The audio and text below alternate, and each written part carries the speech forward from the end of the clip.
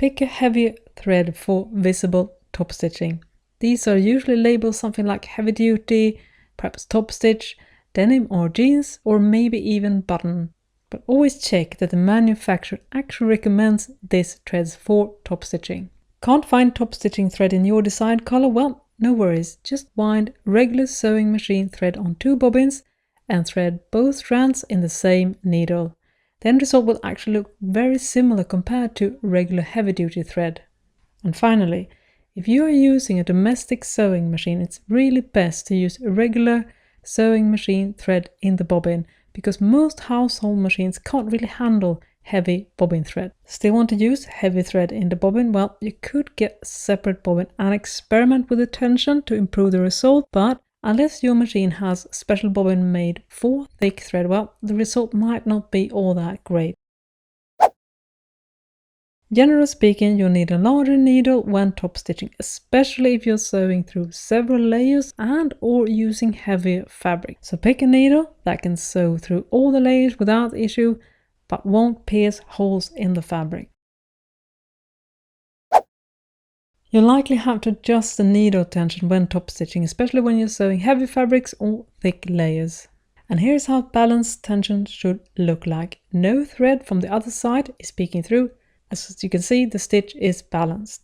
If the needle tension is too loose, your stitch will look like this. As you can see, loops of the needle thread has formed on the reverse side, and you fix this by increasing the needle tension. And if the needle tension is too high, well, the bobbin thread will peek through on the right side of the fabrics, and you fix this by lowering the needle tension.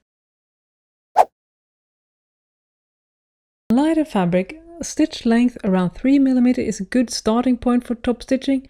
On denim and other heavy fabrics, you can definitely go up to 3.5 or maybe even 4, depending on the fabric. But don't go too high, because longer stitches, well, they won't look as balanced and tight and are not as durable either. So for instance, on this sample, I'm using a 5 mm length, and well, it looks more like a basting stitch. It's not as beautiful as a slightly shorter one. And if the stitch length is too short, well, it won't look as nice, and you will also probably have some problems with the feeding, especially when you're sewing over heavy fabrics.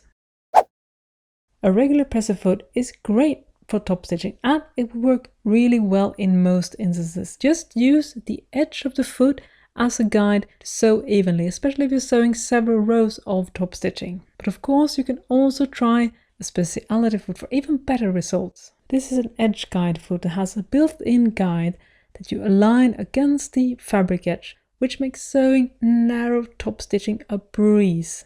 And some sewing machine brands also have a special foot for stitching heavy fabrics, which is another option to consider. And if you want to get more ideas on how to sew really straight, do check out my video Sew Straight. A link to that video will be in the description section of this video. The needle gets loose and is sucked into the fabric. That means you haven't secured the needle tightly enough in the slot. Skipped stitches. This usually happens when the machine can't properly feed the fabric, or if the needle is not quite suited for the fabric. And when sewing over bulky seams, insert a height compensation tool and put it underneath the presser foot. This will usually fix the issue with skip stitches. And this tool is sometimes called Hump-Jumper or Jean-A-Ma-Jig, and links to those products are also in the description section. And by the way, you can also fold a piece of fabric under the presser foot for a similar result.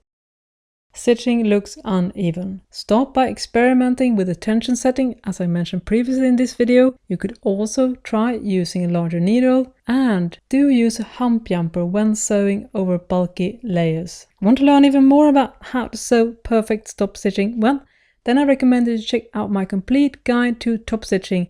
This is a video where I share even more tips on how to really master this wonderful sewing technique.